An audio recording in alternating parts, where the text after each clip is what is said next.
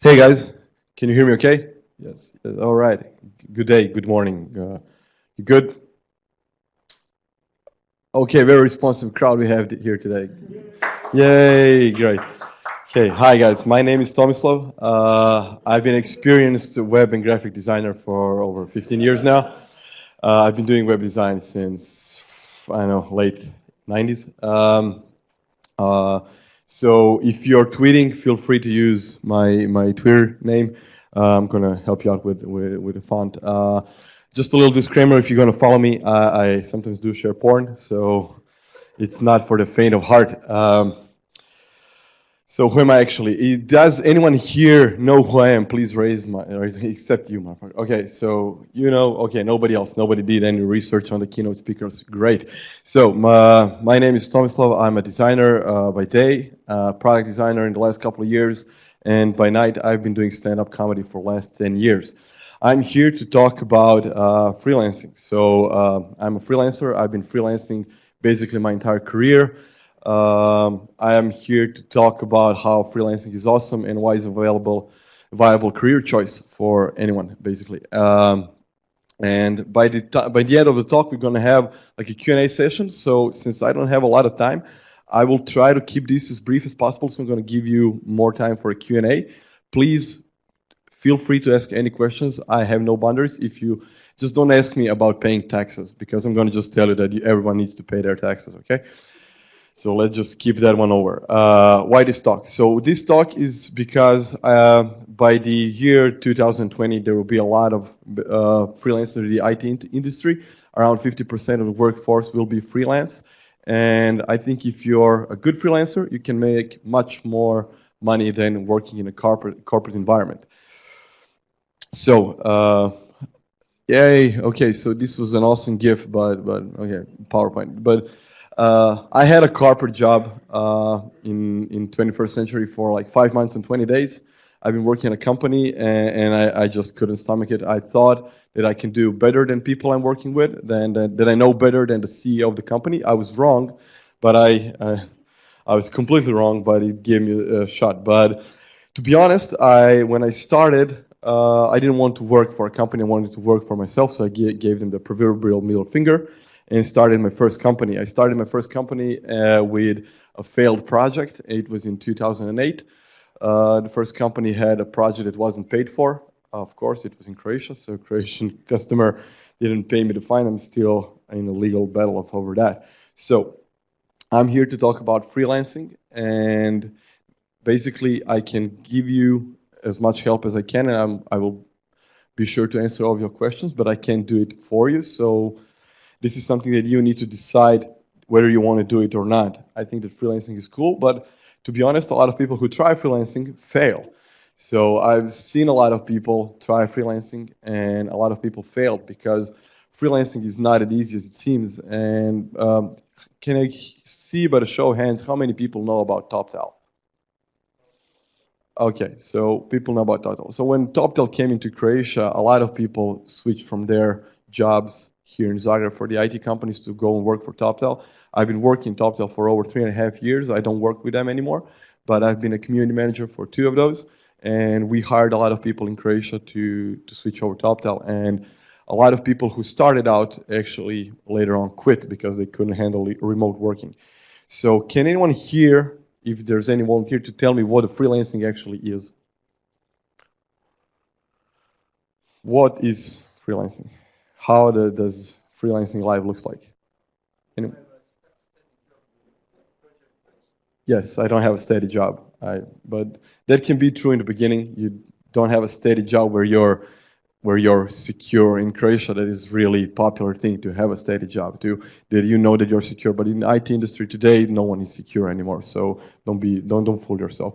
So when I was giving this similar lecture in IT college here in Zagreb, I asked students what the freelancing looks like, and the first response I got, you can sleep till noon. That was the first response I got, and unfortunately, freelancing is not sleeping till noon, and a lot of people think that when you're a freelancer, you can basically jerk off all day and then money will come in pouring in, and unfortunately it's not like that. And basically freelancing is working from the entire day If you're a developer or a designer or whatever in the IT industry, you will be doing your job for maybe 4, 5, 6 hours a day, and then the rest of the day you're going to spend on selling yourself, promoting yourself, marketing yourself, and you will do stuff that you never thought of doing. And when you start your own company or start working as a freelancer, you will do stuff that no one told you about. Like, for example, filling out JPOD obrazac. Do you know what it is? So I had no clue what it is when I started out. So you come to Porezna and they give you all this ton of paper to fill out, and you have no idea what's going on. And this is something you will not learn in school. You will not learn that in college. So can I see by show of hand how many people have college education? Okay, so keep your hands up. Now, people who have completed the college education, please leave your hands up. Okay, so almost everybody. Great. My last talk last week, like 90% of people put their hands down. Okay, so when you start out as a freelancer, it will be hard because you will have no clients, you will have no idea how to start. Luca talked a lot about remote working. I will not be talking about it now since I think he covered all the corners, but he said the communication is one of the most important parts in being a freelancer and a remote worker. And I want you to know that there's a big difference between a freelancer and a remote worker, because when you're a remote worker, you're working for a company that covers entire overhead for you. So everything that they need to cover for you, they will cover. When you're a freelancer, you need to cover everything by yourself. So it does get better. It does get better over time. You will, if you're capable, and I believe that you are, that you will not be here if you weren't, you will learn how to manage yourself, manage your time, manage all the overhead that you need to manage. When we started, I was very delusional when I started my first job, because I thought, okay, now I quit my job, I'm going to start my own company, and I thought that I will need to have like a big office with a big desk and an awesome computer and a huge cabinets with all the important papers and all that shit. And then we rented an office space and filled it out with all this wood and everything, and it was all on credit. So when we got that started, we started our first work day, my friend and I, and we were like, okay, now we have everything. We will have months due on rent and all the equipment, and we have no jobs or no prospects. So, sorry. So the idea is you can work from home. Luca said that you need an office space at home, yeah, but it doesn't need to be fancy. So this is how remote work is advertised. And Luca said, yeah, there's this guy who's an owner of a company, and he travels the world and works and blah, blah, blah. But do you know how much sun glare you will get on the screen working on a beach? No one remotely works on a beach ever. So this is a complete bullshit. I tried last summer, I was on a beach with my laptop, I didn't see shit, and then I ended up in my apartment in pitch black, working again like I was home, not on a vacation. So this is actually how remote work actually looks like. So you will be sleeping at your desk a lot, especially if you're. I had two parallel projects, two clients. One client was in Texas, and the other one it was in Tokyo. So, and I have a company here in Zagreb. So basically, I was not sleeping. I was working around the clock. You have no spare time. You will not have time for yourself. So you need to manage your time pretty good to be able to do that. And like Lucas said, when you're working remotely, you will be working alone, and that is a problem for some people. So my advice would be either find someone who you can work alongside with. You don't need to necessarily work with those people, but if you're in the same room, it helps a lot just to have that human connection. In the last year, I've been using the Hub 385 co-working space here in Zagreb. Great people, great atmosphere, and it kind of unclogs that I've been alone entire time. I did work alone for a couple of years. I was working at home and just not leaving the house for weeks on end, and that was like terrible. I looked like this guy actually, so it was not good. So how to become a freelancer? So basically, there's not a perfect answer. No one can tell you. There's no place where you can sign up. There's no form you can fill out. You can just start doing things. Can I see how many of you here currently have a steady job in a company? All right. How many of you are freelancers? Wow, one person. Okay. So I don't want to sound like that I'm a person that is telling you to quit your job. but quit your job. Because it does get better. I was sick when I had to come and work at 8 and then leave at 5 and just do what other people tell me to do. I just couldn't do that. And I was working on some shit projects as well. And maybe some of you are now working at them because there are local elections. So maybe you're working on a local election project or something like that. I was working on, at one point I was designing 3D chocolate bars for HNS. So that was like not fun. Yeah. So, but when you start working for yourself, people tell you, yeah, you can pick your projects, but not in the beginning. To be honest, you will be happy just to have any work. And I had a couple of projects that were really terrible because you don't know how to price yourself. A lot of people ask this question: how can I define my price range? How can I find my price? And this is something that you will do for yourself individually. I worked on a project where I did.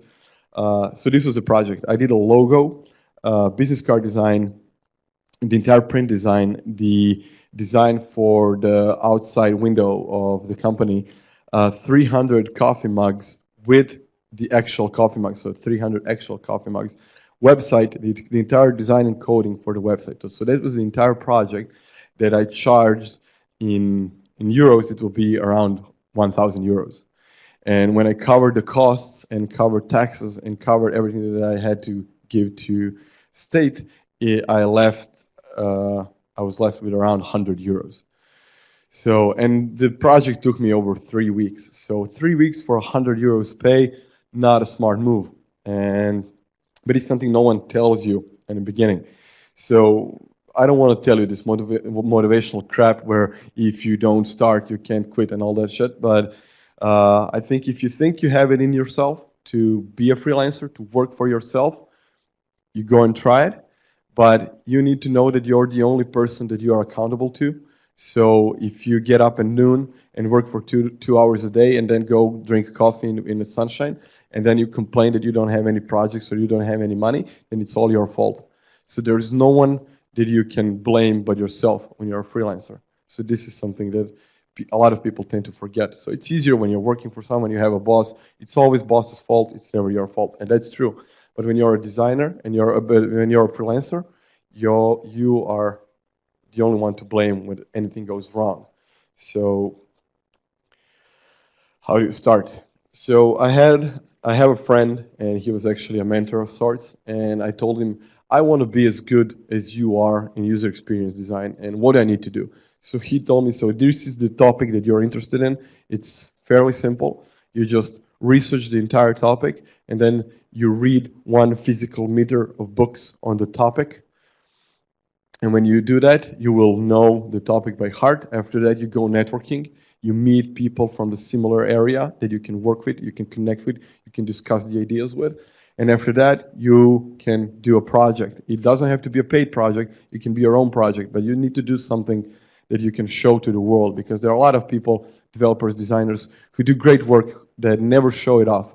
So if you're an awesome whatever you are in your mom's basement and the only place you can see your work is on your mom's fridge, then no one will care. But if you're mediocre whatever you are and you show it, chances are someone will hire you. So fail, learn, repeat, whatever, all that jazz. Once you do something, just show it to people. When I give this same talk to designers, I tell them, reach out to someone who can help you out, who can give you constructive feedback. So I like to help out younger people whenever I can. So if you think that you have something to show for, or you have a question to ask, don't feel that you can't ask people questions. There are a lot of people in the world who will help you out even if they don't know you. So I will just quickly go through a couple of tips and tricks for when you're working by yourself. There's this principle called "don't break the chain." I don't know if you've heard it. It's from Jerry Seinfeld. So he used to write his jokes for 1 hour a day, and then he did a little X on a calendar. And when you are doing it every day, you just put an X on a calendar, and the idea is to do as long chain as you can and just don't break it. So if you do whatever you do 1 hour a day, every day that you like, you will be good at it. So this is actually how I write my material when I'm writing my stand-up comedy. Also, one thing Also, did anyone here heard about Pomodoro technique?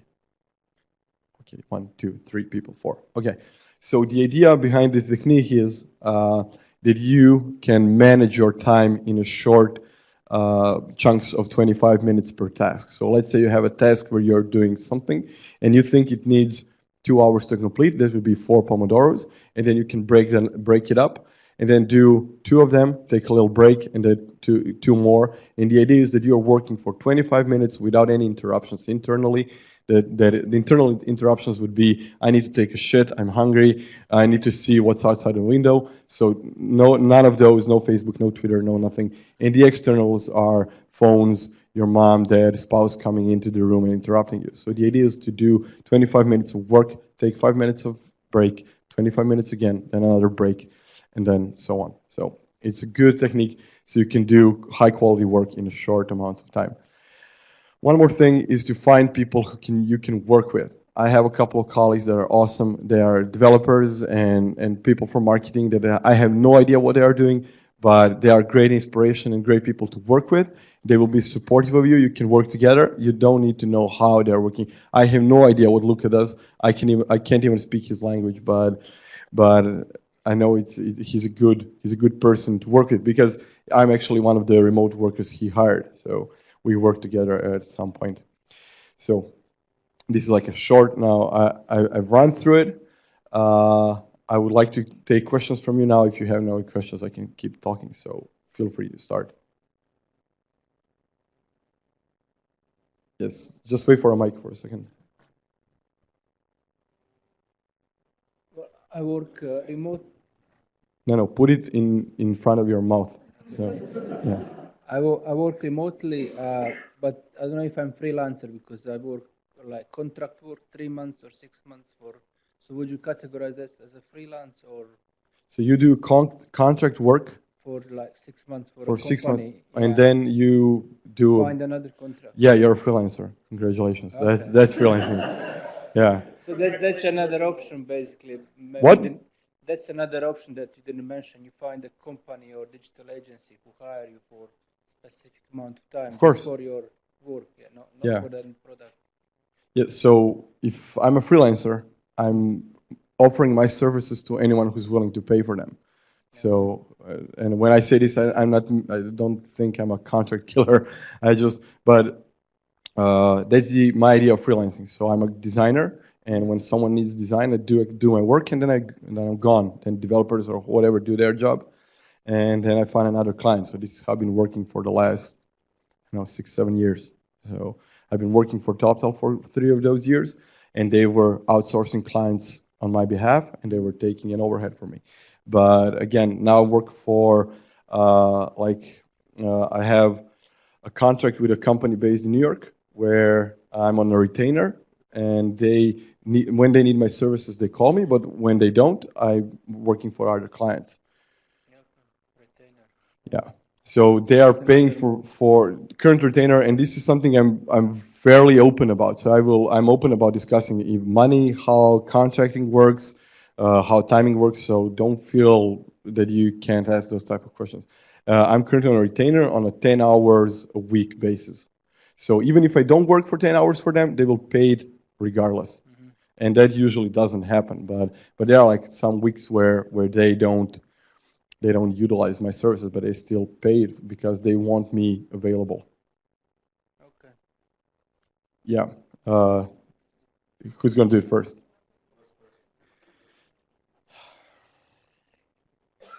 Okay, so how much time did it take you to feel comfortable with what? Freelancing? Freelancing. Yeah. Well, immediately. Immediately, yeah, because I agree with Luca.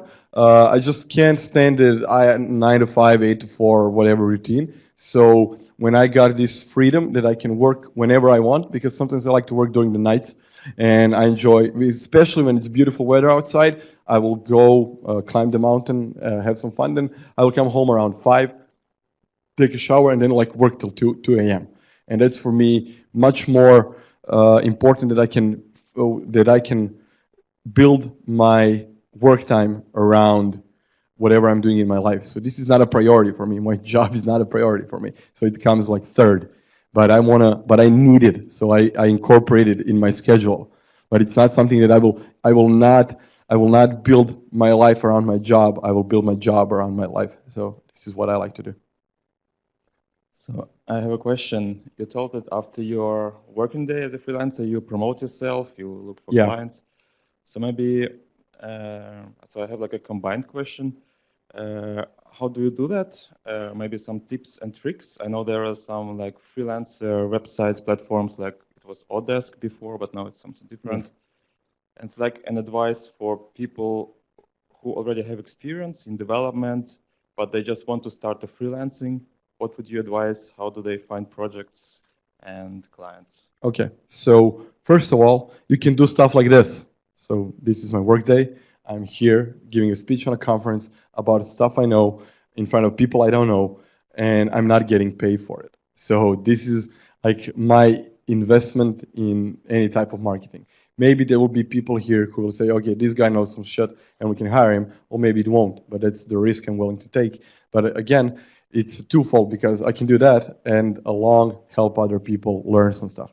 The other thing is you need your website.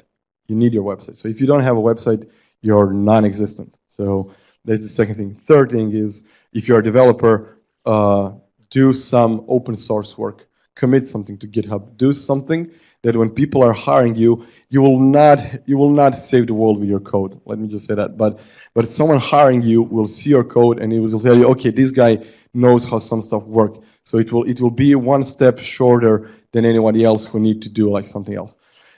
And again, be present on social media. Social media is so into everything today that there's literally no people that you can't reach.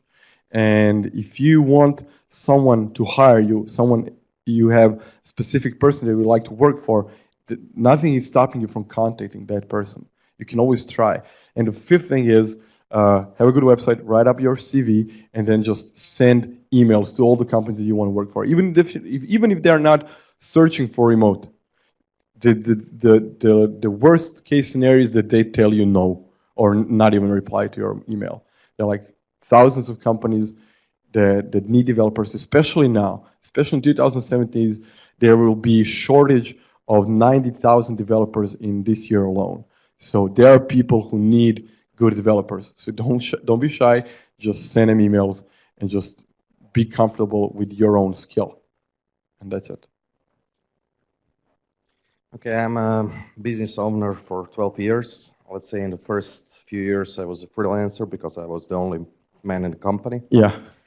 And few things. First, what I know from my experience, and now we have like around 20 people in the company, and we have all kind of people there. You have few of them that could be easily freelancers, but in general, just for people to get wrong, what kind of knowledge you need, because we get many people, they don't know Git, they don't know SSH, they even don't know how to set up their computer.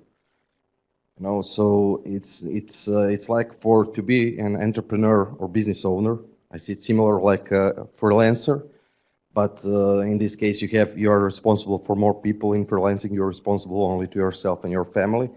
So I think I would like to hear how broad your knowledge needs to be a good freelancer, and that kind of stuff for people on which level you can be a freelancer. Because if you're a junior, then it's much more harder. You need to learn a lot of stuff to be able to be.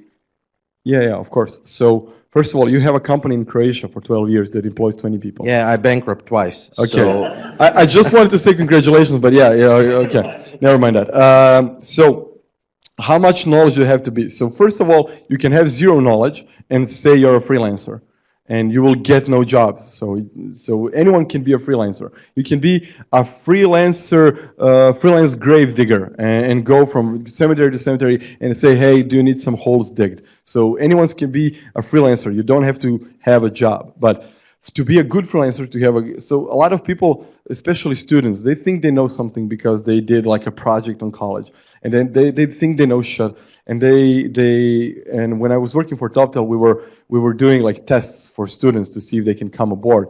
And then some of them even, so we were doing like a test, like it was like 4 hours of development work, 4 hours of development work.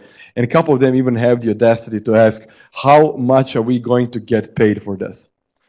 I was furious because it's not my money, but you little piece of shit, you're ungrateful because you're given the opportunity to work for the biggest remote company in the world, and you're asking, will you be getting your $100? Like, fuck off, you can leave now. And then again, some people, I don't know if you are employing developers who don't know Git. I would never do that. And I did employ people. So I did work with people. I sometimes work with other people. When I need someone's services like development, I don't do that. So it's easier for me to pay. But I know where I can find good quality people. And in Croatia, especially if you're employing juniors, you need to invest time in them so they can learn some stuff. And at what point you can be a decent freelancer, you need to have a certain amount of skill for whatever you're trying to sell. But a lot of people never accomplish that because they don't know how to properly communicate with companies and prospective clients. Because you can just say, "Hey, motherfucker, what you're doing? Do you need some business cards?" It doesn't work like that. So a lot of people. For me, it was a lot of trial and error because when I started, I had no idea how to talk with big companies. And I thought that you need to kind of bow down and say, "Oh, you big company, do you need some work from me?" And now, actually, it boils down to that if you meet people from these big companies, and you will meet them on events like this, all people are people, so you can talk to anybody. And I met a lot of CEOs that have millions of dollars, and I met a lot of CEOs who are bankrupt, and you can talk with them like any normal person. Introduce yourself, tell what you do, and tell them, "Hey, if you ever need work, feel free to contact me." So it's not basically that difficult. But a lot of people, especially in the IT industry, are introverts, and they don't know how to talk with people. And I have a couple of friends who are developers, and I have one of my best friends, and he's really shy, and he can't talk. And a lot of people are, "I'm an introvert, I can't talk to people, I don't know how to find clients." Well, sucks to be you. Find a job, work 9 to 5, and I don't know, die alone and unhappy and poor and whatever. So I'm not here to re-educate people on what to do, but I can tell them how to do it. When I was in London a bunch of times, and there are awesome events in London like this, like meetups and conferences, 1-day conferences, 2-day, where you can meet a bunch of people. And a lot of people, when I was first time there, a lot of people have t-shirts that says developer, designer, whatever. And I thought, wow, that's stupid. Why would I need to tell everyone, look at me, I'm a designer? Then a random person taps your shoulder and says, "Hey, hi, I'm John, what do you do?" And then when the 6th time someone taps your shoulder and says, "Hi, I'm whatever, what do you do?" you realize, oh man, I need a t-shirt. Because I don't want people asking if I'm a developer or whatever. So that's one of the stuff. You need to grab people's attention when you're presenting, when you're doing anything on stage. And when you're on stage, and this is something that my friend and mentor told me when I was giving my first talk on webcam. He told me, so you will be there in front of 400 people on stage. And in the audience were people that I know are better than me. And I think of them as better than me. And I know they have more experience. But 390 people in the audience don't know that. And they will see, oh, okay, this guy on the stage, he's an expert. We're going to call him when we need him. So this is one of the stuff that makes freelancers sell easier. And when I was in London last summer, so it was summer in London, but it was raining. So summer in London is not summer in Croatia. But I was on this event called Hackers, Hipsters, and Hustlers. And it's like 200 people in the audience. You have one presenter that talks about a topic for 30 minutes. And then anyone in the audience who gets like 30-second opportunity to go on stage and say whatever they want. So you can either search for developers, search for funding, search for designers, say, hey, I'm a JavaScript developer, I'm whatever. So I came there, I'm a product designer, and I told people in the room that I'm here to network, meet people from different startups, and to offer my services for free. So because when you're somewhere and you're investing in yourself, it literally costs you nothing to render your services for free for an hour or 2 hours or whatever. And I came on stage. The rule was, if you break 30-second rule, you will be sprayed with a water gun. So, and this woman who was running the event, she told it, and I came on stage. First thing I said is, I'm going to stay longer than 30 seconds here because I have nothing against women squirting on me on stage. At that moment, I had complete attention of 200 people. And then I gave like 20-second pitch about myself, and I offered my services for free to a bunch of people. And I was squirted on. I came down from the stage, and when the event was over, I had 10 people standing in line to talk to me, to show me their product. I met a guy who was a mentor in the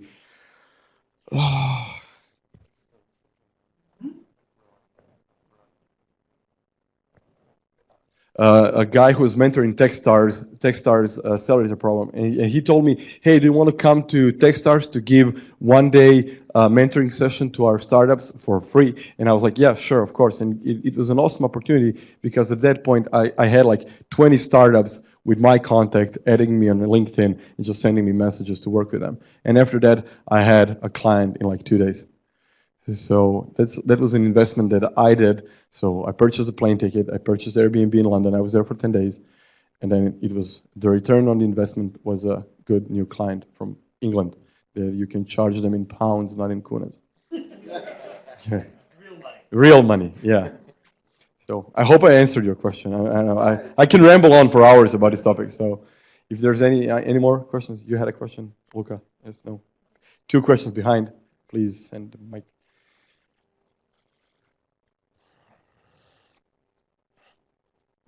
Very simple questions. What's your legal status here in Croatia? How do you actually sell your services? How do I render my services? Yeah. I have a company registered in Croatia, and I have 2 small businesses, obrti, small crafts. So it's not that simple. And I have a company in Ireland. One more question was there, yeah. Hey, I'm pretty sure I'm gonna take it from here, but just a simple question. I'm sure you probably had it as well when you were starting out. How do I compare, and am I good enough?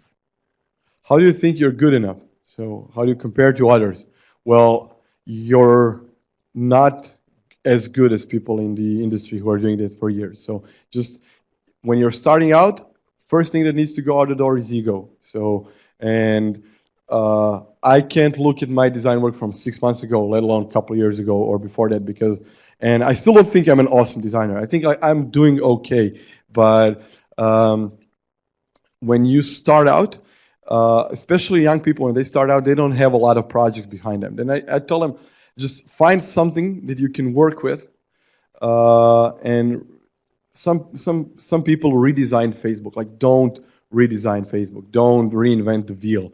But do something that you can show off your skill, so that you have something to show off when you're talking to a prospective client or a company that you would like to work with. Just have something to show for, because a lot of people I hear, well, when I get paid, then I'm going to show them how I can work. It doesn't work like that. So you need to invest some of your time. And I heard from students especially, I don't have a lot of free time. Well, that's bullshit. Time is the only thing that you actually have. So just create something, manufacture something, whatever I don't know, what are you doing? What do you do? You're a designer. Okay, so you can design basically anything. If you're a designer, design shit. So every weekend, 1 hour a day, design something.